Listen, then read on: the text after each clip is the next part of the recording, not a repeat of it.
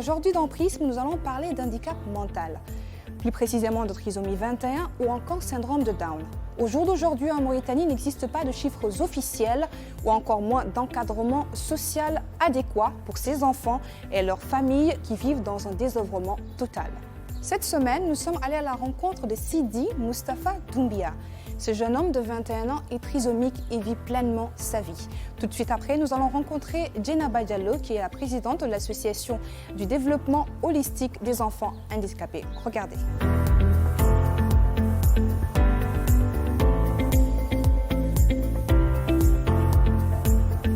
Sidi Moustapha Doumbia, plus connu sous le nom de Deuf, a 21 ans et vit avec le syndrome de Down. Chaque jour, à 14 h, il prend le chemin de la mosquée avec son frère et meilleur ami. Il vit pleinement sa vie. Dans le quartier, il est aimé de tous. Ce qui est certain, Deuf n'a aucun mal à prendre sa place. Il a un véritable talent, un don pour le contact. Il s'approprie chacun et chacun se l'approprie. Très bien intégré, il suit le rythme des autres. Deuf a tout de même besoin d'une attention particulière du fait de la trisomie. Sa mère est confrontée des fois aux limites de son fils.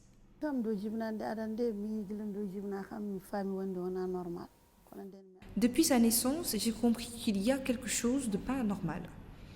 Il avait un énorme retard dans tout ce qu'il fait, dans toutes ses actions. Je l'ai amené se consulter pour voir, et là on m'a dit que mon fils souffre de la pathologie de la trisomie 21. À un moment, les gens me disaient « ce n'est rien, ça passera, c'est peut-être la grossesse, que je suis faible ». Mais après, on a compris que c'était irréversible. Nous acceptons la volonté de Dieu, alhamdoulilah. Mais c'est un enfant adorable et bien éduqué. Il a un rythme de vie épatant, il se débrouille dans tout. Il va à la mosquée, joue au football, rencontre ses amis quotidiennement. Tout le quartier l'adore. Seulement, il a besoin de plus d'attention.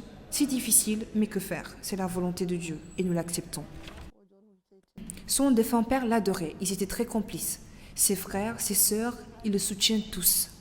On l'avait même inscrit à l'école, mais à un moment, l'administration de l'école nous a signalé qu'il ne pouvait plus rester. En réalité, il n'y a pas de structure adaptée en Mauritanie pour les enfants souffrant de cette pathologie. Il veut apprendre, il a plein de vie, il a plein de rêves, il veut être militaire, même un jour il m'a dit. Mais rien à faire. Cela fait 17 ans qu'on est dans le quartier. Au début c'était difficile, c'est vrai. Les enfants le suivaient avec des pierres. À un moment il s'est révolté et ils lui ont collé la paix. Et depuis, c'est le prince du quartier. Vous savez, mon fils, il a beaucoup de caractère. Mais la charge est quand même lourde. Nous avons toujours eu besoin d'aide. Dans le doute, l'incompréhension et la peur, Dani est en contact avec des associations de parents d'enfants trisomiques qui lui apportent des solutions concrètes. Oh, vraiment, c'est ça le problème, le goulot en Mauritanie, la prise en charge de ces enfants, surtout s'ils ont hérité d'une maladie comme les maladies cardiaques dont je viens de citer. C'est très coûteux et lourd pour les parents, leur prise en charge. Et malheureusement, en Mauritanie, malgré qu'il y ait eu cette stratégie de protection qui a été ratifiée, ces enfants un peu sont délaissés pour compte. Jusqu'à présent, il n'y a que les parents qui supportent leurs charges, qui supportent leurs soins. Et donc, c'est ça un peu le problème en Mauritanie. C'est pourquoi nous, en tant qu'association, il y a d'autres associations qui ont vu aussi,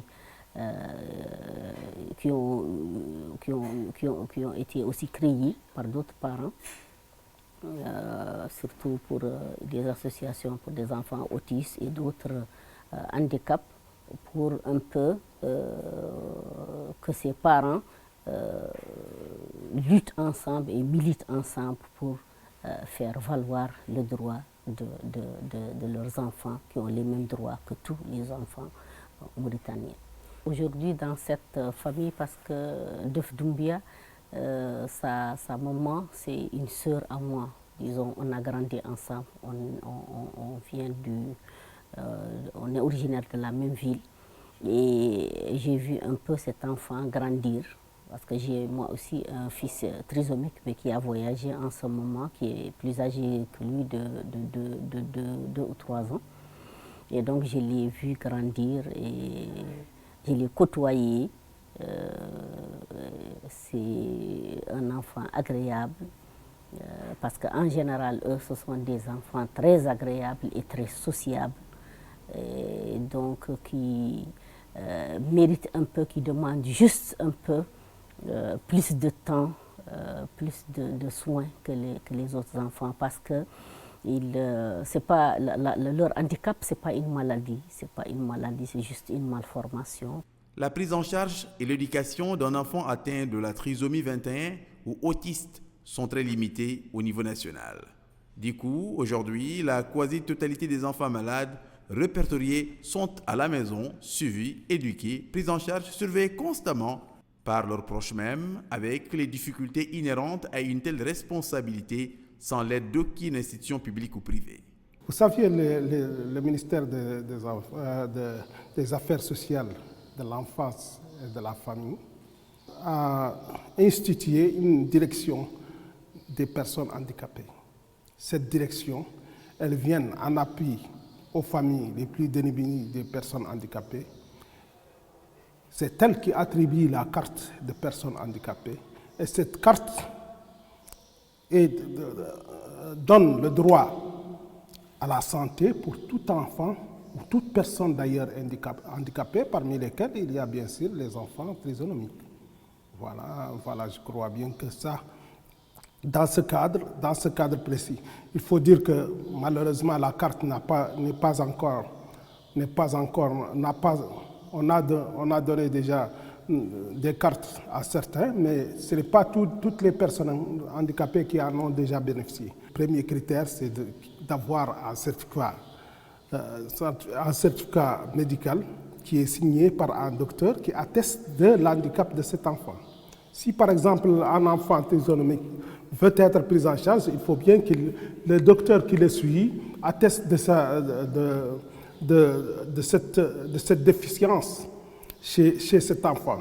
Le nouveau Code général de protection, la loi 024 du 21 juin 2018, prévoit de mettre toutes les structures d'encadrement, de formation, de protection et de scolarisation pour tous les enfants en situation de handicap ou d'autres enfants en cas de vulnérabilité. Duff bénéficie également de l'amour inconditionnel de ses frères et sœurs ainsi que de ses neveux. Ils le protègent tous. Et Iwa? C'est que chaque jour là pour balancer? ouais. Alors balancer l'envers. Ouais, j'aime. Hein? Mhm. Vous تعدل défense ولا gardien ولا attaquant? Militaire. Militaire. Ouais. Alors comment tu l'as? Hein? Comment tu l'as? Non, la gaucher. Alhamdulillah, il n'y a pas de problème. Peut-être que je suis un peu sévère avec lui, je veux qu'il soit un peu normal. Parce qu'il est trop gentil, il est trop doux avec tout le monde. Tu connais ici les gens, quand tu es doux, tu es gentil, ils vont profiter de ta gentillesse. Des fois, les gens ils profitent de lui, mais alhamdulillah, il n'a pas de problème quand même. La trisomie 21 ou syndrome de Down n'est pas une maladie, mais une malformation congénitale. Des facteurs psychologiques jouent un rôle prépondérant dans le développement des individus naissant avec la pathologie. Les enfants trisomiques souffrent de façon plus ou moins prononcée de troubles du langage, de l'apprentissage et moteur. Par ailleurs, ils mûrissent plus lentement, que ce soit sur les plans affectifs, relationnels ou intellectuels. La première cause de la déficience intellectuelle. La déficience intellectuelle peut se définir par 3 aspects. Premièrement, c'est un niveau d'intelligence inférieur par rapport aux moyens. Donc tous les enfants ont l'âge de l'intelligence moyenne pour pouvoir accéder à l'enseignement scolaire normal. Et les enfants qui ont de la déficience intellectuelle ont du mal à suivre la scolarité normale, entre guillemets. Le deuxième aspect concerne l'inadaptation. C'est-à-dire que les gens qui ont de la déficience intellectuelle sont inadaptés. Et le troisième aspect, c'est au niveau du langage et de la communication. Les gens qui ont de la déficience intellectuelle ont un niveau de langage inférieur par rapport à l'âge moyen. Par exemple, on peut trouver chez certains un mutisme total. Bon, ça varie du mutisme jusqu'à le trouble de langage et le trouble de la communication. Donc, la trisomie 21 est la première cause de la déficience intellectuelle. Mais la cause est connue actuellement, c'est une anomalie génétique. Nous avons tous 46 paires de chromosomes X et Y, Z, mais ils ont 47. Donc, ils ont en plus, c'est ce qui provoque cette anomalie génétique chez les personnes qui ont de la trisomie 21. Donc maintenant, quand on parle de la déficience intellectuelle, cela ne veut pas dire le handicap total. Ça veut dire qu'il y a la trisomie 21, il y a aussi des individus. Derrière la trisomie 21, c'est des êtres humains, c'est des individus, ils ont des capacités, ils ont les capacités de compensation de certaines difficultés. Donc, psychologiquement, ils ont besoin de programmes individualisés. Ça veut dire qu'un programme qui prend en compte leurs difficultés et leurs déficits d'apprentissage. Et ces programmes doivent être appliqués à la maison et à l'école. Donc, mais attention, chez certains parents, on trouve des paramètres, l'hypoprotection et l'hyperprotection. Donc, quand les enfants ont de la trisomie 21, souvent les parents vont les protéger trop, jusqu'à au moins qu'ils n'arrivent à rien faire. Mais aussi, il y a l'hypoprotection. C'est des gens aussi, souvent, quand on les laisse, on les néglige, ils sont en danger. Ça veut dire qu'ils ont une vulnérabilité beaucoup plus que les autres personnes qui n'ont pas, parce qu'ils ont de la déficience intellectuelle. Donc, sur le plan psychologique, ils ont beaucoup d'aspects positifs aussi qu'il faut dire. C'est des gens très agréables, des gens qui sont très sociables, c'est des gens qui sont très proches des gens, c'est des gens aussi qui ont de grandes capacités d'imitation et aussi ils peuvent imiter des choses que les gens normaux ne constatent pas. Donc il faut vraiment les protéger, mais aussi à la limite, mais aussi il faut valoriser leurs compétences et leurs capacités pour qu'ils puissent s'adapter à l'école et pour qu'ils puissent s'adapter aussi à la maison. Donc il faut aussi les aider à avoir l'autonomie. C'est l'autonomie qui est importante dans tout ça. Nous avons vu dans certains pays, là où des personnes atteintes de trisomie 21 ont pu présenter des météos à la télévision, comme nous sommes en train de parler à la télévision. Et nous avons vu aussi des personnes atteintes de trisomie 21 qui ont pu être des bibliothécaires. Donc ça aussi, c'est des choses à valoriser parce qu'on les a donné l'opportunité et l'occasion de s'épanouir et de se développer et avoir leur autonomie et avoir aussi la détermination. C'est très important. Aujourd'hui, Sidi Moustapha Doumbia est plus que jamais déterminé et motivé à profiter pleinement de sa vie entourée de ses proches. Après tout, rien ne peut remplacer l'amour et l'attention de sa famille.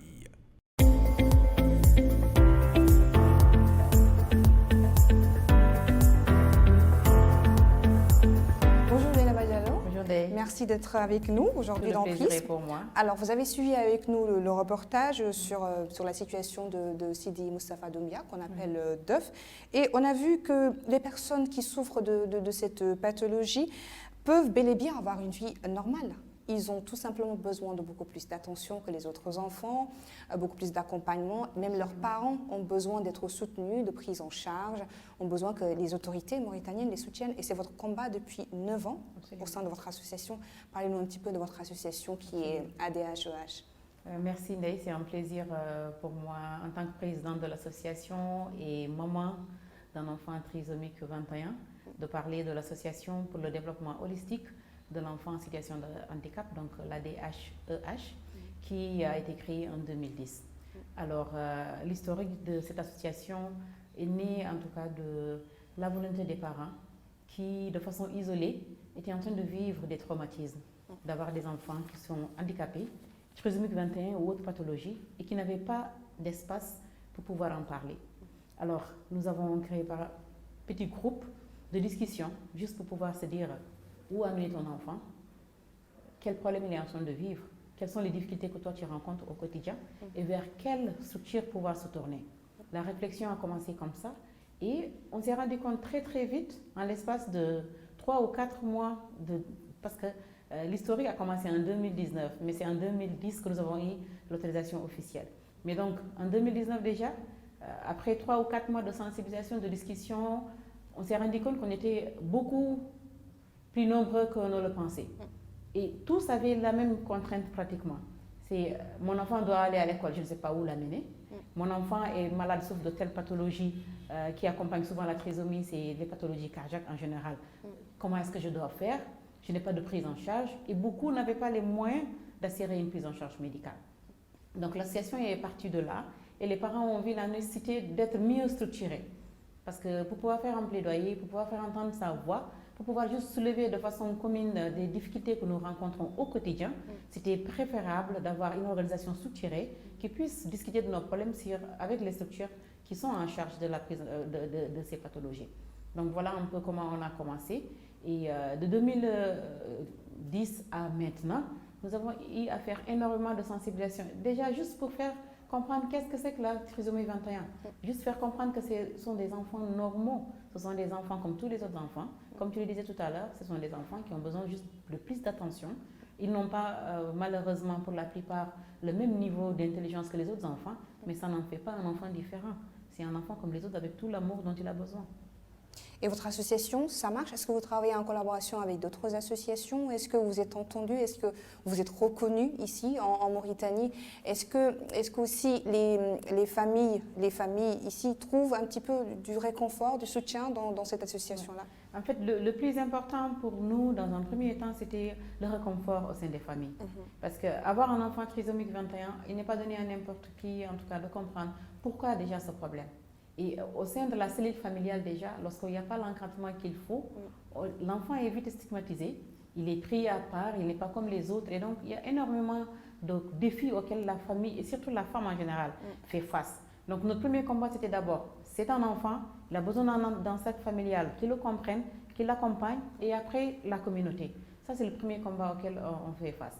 Le second combat, c'est un combat plus généralisé, où il faut faire un plaidoyer organisé, structuré, à l'endroit des structures qui sont concernées naturellement, le ministère de la Femme, de l'Enfance et de la Famille, les structures de santé, donc c'est le centre de spécialité neurologique, parce que aussi ces enfants ont quelques difficultés sur cet aspect-là et ont besoin d'un accompagnement psychologique, et la famille aussi, mais aussi le centre de cardiologie pour les pathologies cardiaques. Justement, parlons du centre de cardiologie. Ces enfants ont besoin d'être soutenus aussi de ce côté-là, parce que la plupart souffrent de maladies cardiaques, d'anomalies. Comment vous faites face à ça? Vous avez déjà vécu cette situation? Absolument.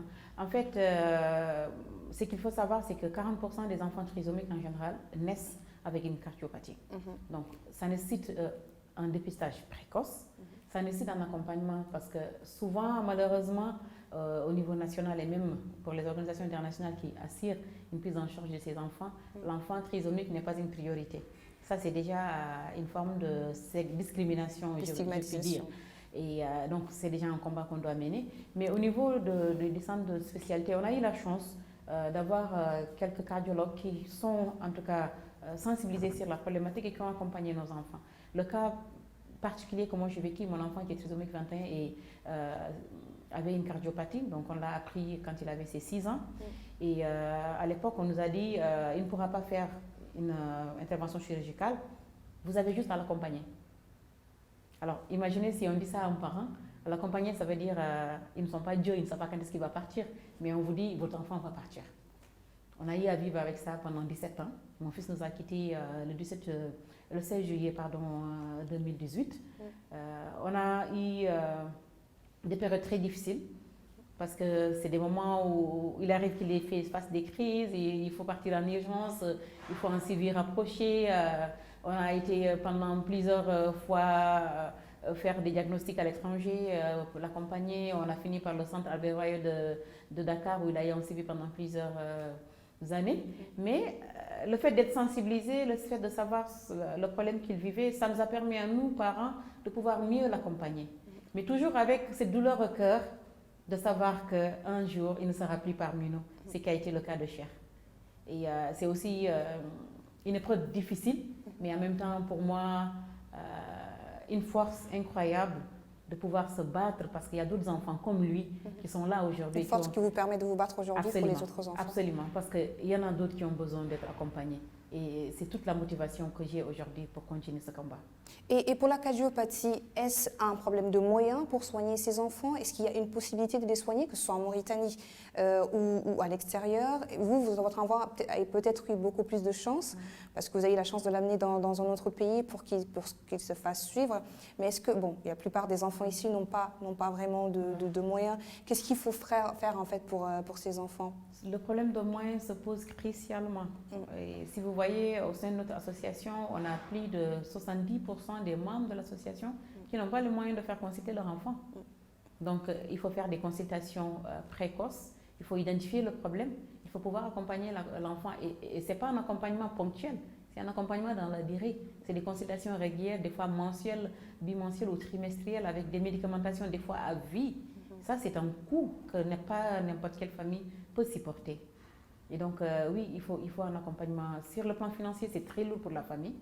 Et sur en tout cas, l'accompagnement psychosocial, c'est très, très important pour la famille de savoir la difficulté que représente le suivi de cette pathologie. Mais il y a quand même un moyen de soigner ces enfants qui souffrent de cardiopathie. On a eu les médecins sont un peu divisés, mais on a eu quelques médecins qui nous disent que lorsque le diagnostic est fait précocement, une intervention chirurgicale est possible. Mais je dis là encore, le problème qui se pose, c'est la discrimination. Un enfant normal, entre parenthèses, c'est un enfant qui pourrait être très intelligent, qui n'aura pas de problème. S'il est soigné, il peut user plus de ses capacités et compétences qu'un enfant trisomique qui, malheureusement, a un QI avec un niveau de développement pas très avancé comme celui d'un enfant normal. Et d'où cette balance qui se fait et on donne plus de chance à un enfant qui est dit, entre parenthèses, normal. Parce que nous, on pense que les trisomiques sont normaux. On ne voit pas de différence. Nous avons vu dans le reportage que Sidi Moustapha Doumbia, il joue au football. Et vous, votre enfant, je veux dire, ils ont besoin d'activité aussi. Donc, il n'y a pas lieu d'être discriminé. C'est ce qui, le plus souvent, les faits sont renformés ou créent peut-être une certaine... pour ces enfants, sont des enfants, comme on disait, des enfants normaux, qui ont besoin aussi d'activité. D'où l'importance d'avoir vraiment une prise en charge. Absolument. C'est votre combat aujourd'hui. Absolument, absolument. Ce qui est important et que le message qu'on essaie de faire passer chez les parents avec beaucoup de sensibilisation, c'est cet enfant ne le prenez pas différemment des autres enfants. Et même, ça crée même des frustrations pour les autres enfants au sein de la famille. Si, soit on met trop d'attention sur lui, soit on en met très peu et ça le laisse à l'écart des autres. Il faut juste essayer de lui donner la chance de se développer comme un enfant normal. C'est vrai que ça demande beaucoup de répétitions pour, par exemple, qu'il soit propre, pour qu'il sache qu'il faut faire un besoin, ce qu'il faut faire, que je me réveille le matin, il y a une séquence d'événements à faire pendant la journée et arriver à impliquer cela dans la tête de l'enfant, ça demande un accompagnement pour le parent d'abord parce qu'il n'est pas spécialisé de la question. Il faut un psychologue qui accompagne, qui explique et tout, jusqu'à ce que l'enfant, la famille puisse en tout cas l'accompagner. Pour notre cas et pour l'enfant que vous avez eu à visiter, vous voyez que c'est quelqu'un qui se développe normalement, qui se fait des amis dans le quartier, qui arrive à jouer au foot, qui peut jouer de la musique comme le mien le faisait, qui peut faire énormément d'activités et qui peut juste se développer comme un enfant normal, avoir un espace de jeu, avoir son espace de développement. C'est bien possible, mais ça demande un accompagnement encore une fois. Djenaba, vous avez organisé cette année pour le 21 la journée de la trisomie. Est-ce que vous avez l'impression d'être entendu par les Mauritaniens d'abord, qui pour la plupart ne connaissent pas cette pathologie, et par les autorités mauritaniennes ou dans le monde? Pour moi, ce 21, ça a été une première pour l'association et pour le pays d'ailleurs, parce que c'est maintenant que la question de la trisomie est vraiment mise sur la table et c'est un premier pas. Le 21 pour nous n'est pas quelque chose qui va marquer, qui va changer la situation que vivent les enfants trisomiques 21. Mais ça a permis d'éveiller les consciences, ça a permis de faire une meilleure sensibilisation, mais c'est un premier pas pour un plaidoyer beaucoup plus structuré qui doit pouvoir changer la situation. Et encore une fois, vous avez eu certainement à rencontrer, comme on l'a vu, les services techniques du ministère des Affaires sociales, où au niveau national, il y a quand même des dispositifs qui sont ratifiés. Il y a des ratifications, mais... Oui, il y a énormément de documents qui ont été ratifiés et qui prônent que la prise en charge effective de l'enfant en situation de handicap en général.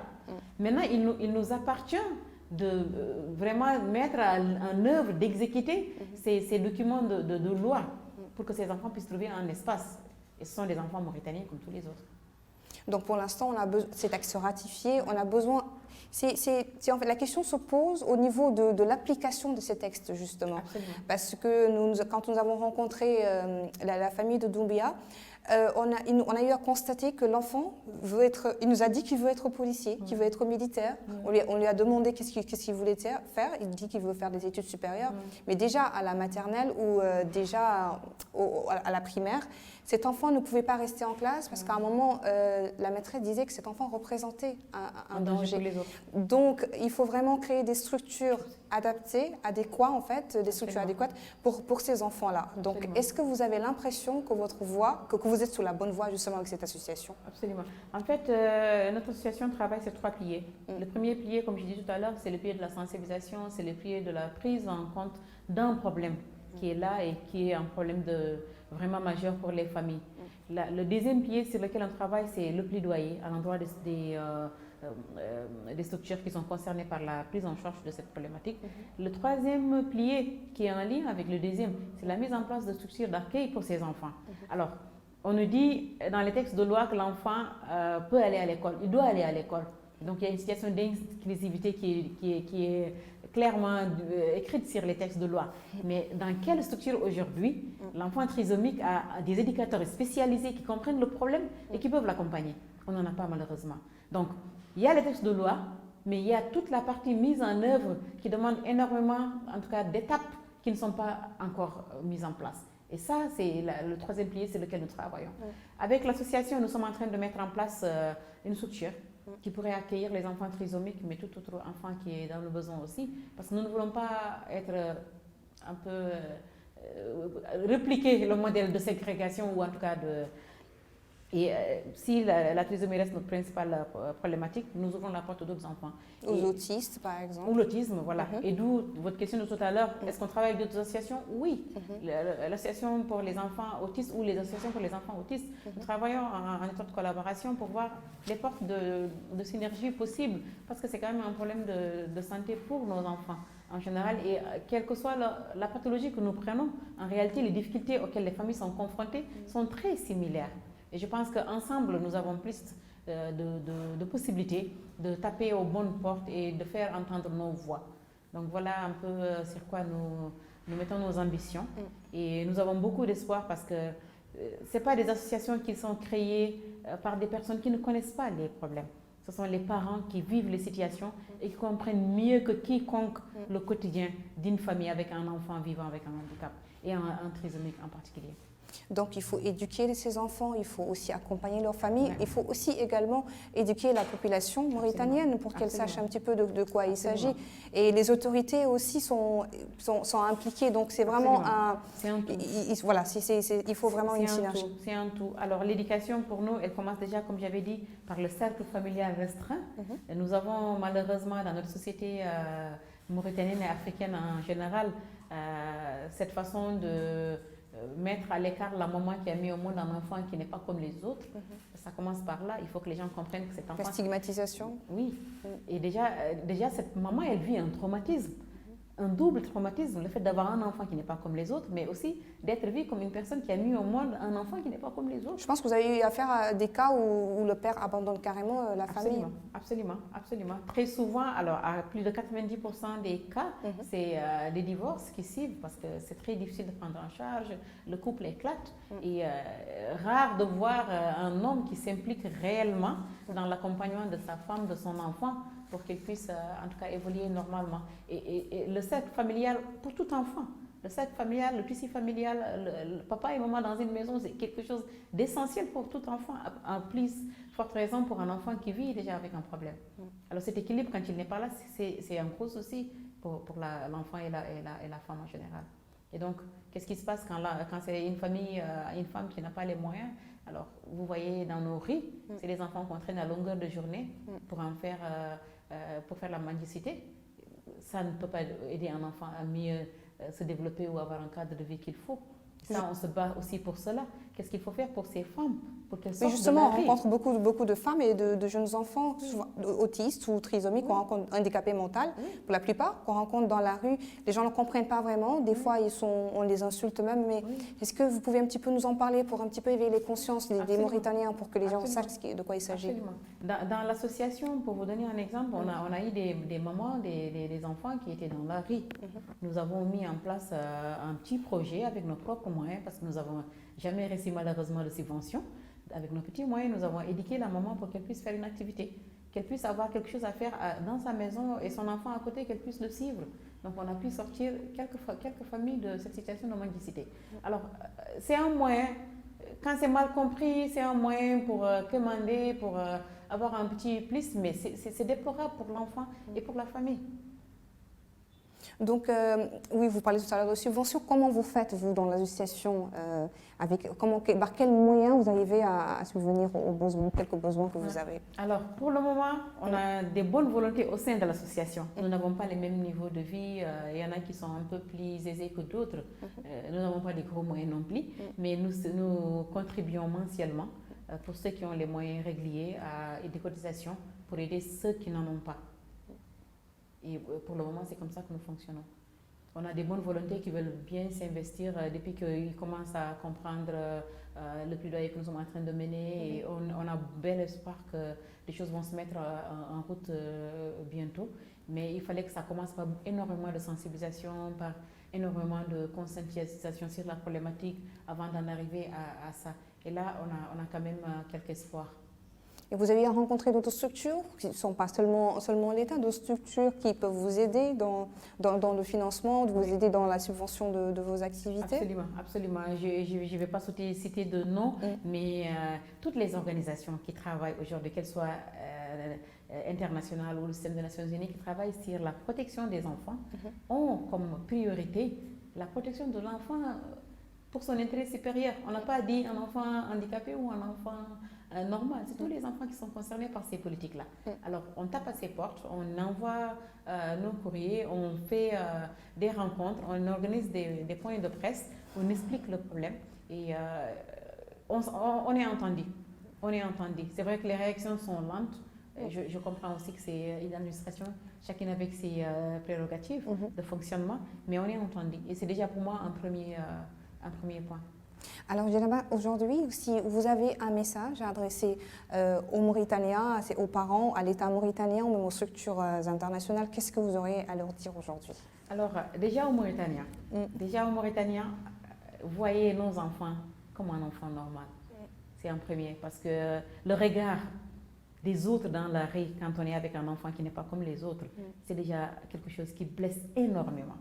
Ce regard, on doit pouvoir le changer. On a à s'éduquer pour pouvoir changer ce regard-là et pouvoir voir l'enfant comme un enfant normal. C'est même notre religion qui nous le dit.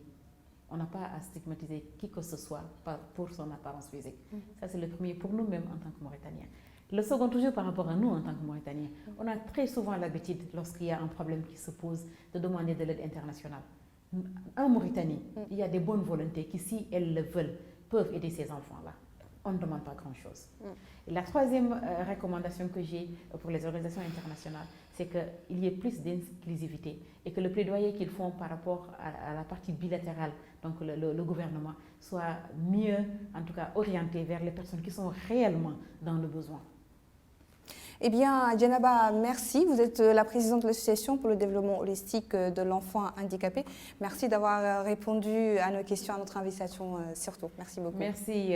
Tout le plaisir est pour moi. Alors, je peux parler toute une journée de ça parce que c'est vraiment un sujet qui me passionne et c'est moi qui vous remercie. Voilà, merci chers téléspectateurs de nous avoir suivis. À la semaine prochaine dans Prisme.